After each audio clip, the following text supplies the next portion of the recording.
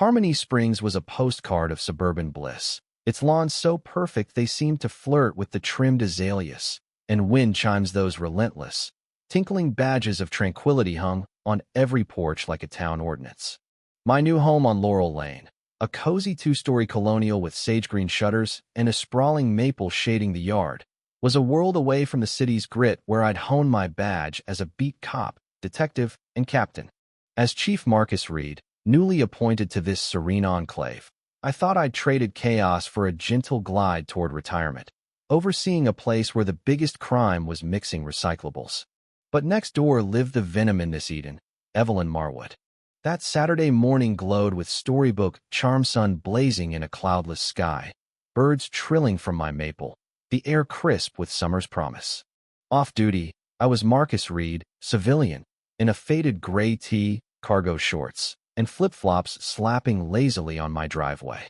My mission: haul a reeking trash bag to the curb, a chore so mundane it felt like a suburban sacrament.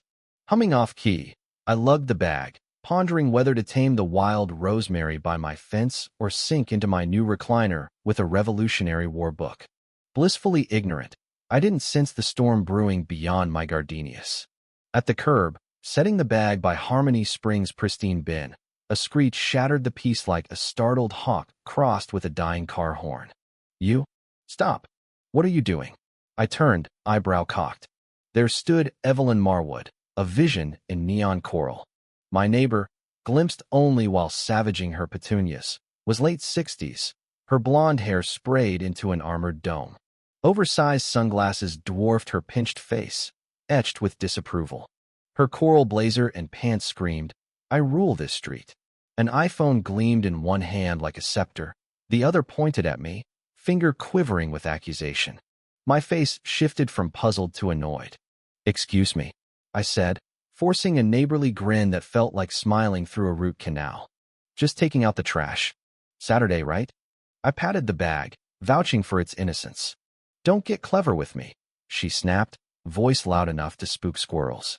Clever was generous. I was 47, gray at the temples, hardly a kid. Her tone pegged me as a pest scuttling over her prize roses. "I've watched you skulking. This is a decent neighborhood with standards." My cop brain kicked in. "Stay calm, Marcus. New town, quirky neighbor. Maybe she's just paranoid." "Skulking? I'm in my driveway, daylight, doing a chore." "Ma'am," I said, voice steady, "I live here." "Marcus Reed, your neighbor." I waved, casual. Her eyes, hidden behind shades, seemed to slit. "Reed? I don't know any Reeds. You don't look like you belong on Laurel Lane." There it was, me black skin clashing with her vision of this cul-de-sac. I'd faced this poison before, subtle stares, clutched purses.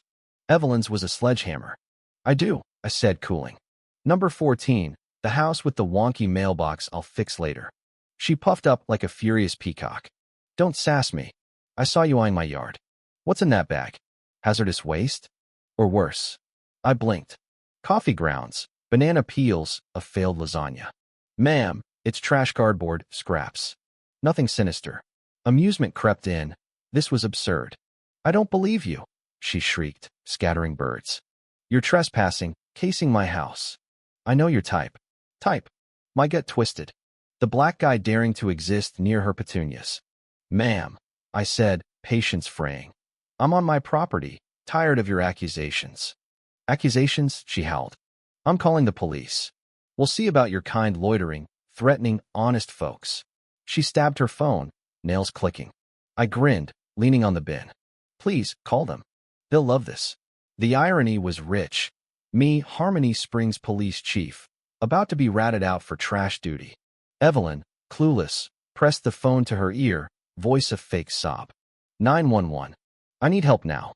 A suspicious man on Laurel Lane, threatening me, aggressive, about to attack. He's one of them."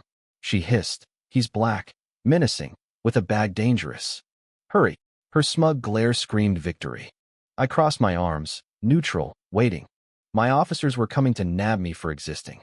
I hoped for deputies Harper and Vegas-solid cops with a sense of humor. Evelyn kept spinning. "He's lurking now, claiming he lives here, a lie." Sirens wailed, closing in. Her face lit up. "They're here," she crowed. A cruiser roared up, lights flashing. Harper and Vega stepped out, scanning. Evelyn pounced. Officers. This thug assaulted me, threatened me, claims he's the police chief. Harper's brow furrowed. Vega's eyes locked on me, recognition dawning. He lunged at me. Evelyn wailed, clutching imaginary pearls. I hadn't moved. Vega's mustache twitched. Chief Reed, he said, grinning. Didn't spot you in civvies. Evelyn's jaw plummeted, her face a coral red clash. Chief, she choked. You know him? Harper nodded. Ma'am, this is Chief Marcus Reed, our boss. Silence. Evelyn's eyes bugged behind shades, her empire crumbling. But he's taking out trash, she spluttered, as if chiefs can't touch bins. Deputies, I said, calm, sorry for the call. MS. Marwood mistook my trash duty for a crime. I eyed Evelyn. She accused me of assault, impersonation. Harper opened his notebook. Ma'am, false 911 reports are serious. You said assault, lunge. Chief Reed's just handling garbage. Evelyn flailed. I was scared. He's a stranger. In his driveway, Vega said. And he's our chief. He didn't say he was chief, she whined. I introduced myself. I countered. You called me your type, one of them. Her face paled. I'm not prejudiced. Sure, I said dryly. Deputies, warn her about 911 misuse. Harper nodded. Ma'am, this is a warning. Another false call, and you're charged. Evelyn, deflated, mumbled and shuffled to her mint green house, her rain dented. Monday, I dug into Evelyn. At the station, I asked Clerk Clara Finch about enthusiastic 911 callers. She smirked. Evelyn Marwood?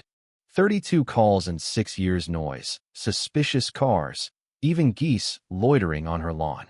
As Laurel Lane's HOA dictator, Evelyn fined folks for long grass or tacky gnomes. Clara hinted at fishy finances. Evelyn's marble fountain appeared after an HOA pothole fund levy, yet potholes lingered. I strolled Laurel Lane, chatting with Mr. Larson, a retiree trimming hedges. Evelyn's ruled the HOA 20 years, he said. Fines you for breathing wrong, but her yard's a palace. She'd harassed the Kims, an Asian couple, over a legal shed, claiming it spoiled her view from blocks away. I met Mr. Callahan, gnome enthusiast, over tea. She banned my gnomes in 18, he fumed. Called them vulgar. Her fountain cost more than my car, right after a curb repair fee. The Kims, now gone, shared via phone how Evelyn's fines over mulch shades or kids' toys drove them out. Evelyn struck back. A Laurel loyalist post on the town forum decried newcomers who don't fit and fake authority, hinting at me. Notes hit my door, my bin out past 7 p.m. By 6 minutes. She stared, phone out, filming my yard work. An HOA letter demanded I repaint my teal door. Animal control came for my vicious dog, I own none.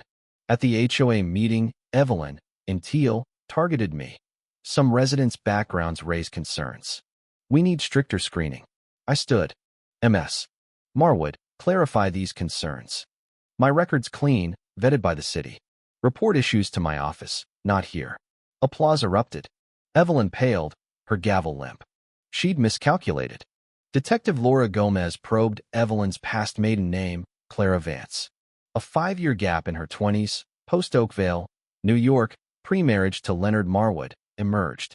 Gomez found Oakville Post articles, Vance's Vittles, her dad's diner, closed after refusing black patrons service. Evelyn, a waitress, was named for slurs and barring undesirables. She'd backed a heritage group pushing white supremacy. She fled, re-emerging as Evelyn Marwood, burying Clara Vance's hate. My presentia black chief cracked her facade, her panic fueling her attacks. The Laurel Lane Solstice Party was her undoing. Newcomers, biracial couple Lisa and Ken Zhao, told me Evelyn suggested they skip it, citing traditional neighbors who'd misunderstand their family. I urged them to attend, with Gomez posing as Lisa's cousin, Elena, recording. Evelyn, in chartreuse, sniped at the Zhaos. Not sure this fits your tastes. Their grace rebuffed her. When their son, Tim, bumped a table, Evelyn erupted. You boy. Ruining my party. Some don't teach manners. Targeting a kid, she raged about outsiders who don't belong. Neighbors gasped. I stepped up. MS. Marwood, Your prejudice and harassment violate fair housing laws. Questions about HOA funds also arise. Gomez flashed her recorder. Your remarks are documented, MS. Marwood, with witnesses. I added. Your Oakvale past Vance Vittles, your hate group TAC's known. Evelyn blanched, her empire collapsing. An HOA vote ousted her. Larson took over, auditing funds, finding Evelyn's fountain tied to sidewalk fees. She retreated, her lawn wilting, then fled, her house sold to a Latino family. My teal door stayed. Laurel Lane breathed freer, kids played, gnomes returned. My revenge wasn't Evelyn's ruin. It was thriving in her absence, exposing her hate, ensuring Harmony Springs bloomed fairer. Trash day? Just a chore now, under a quieter, sweeter sky.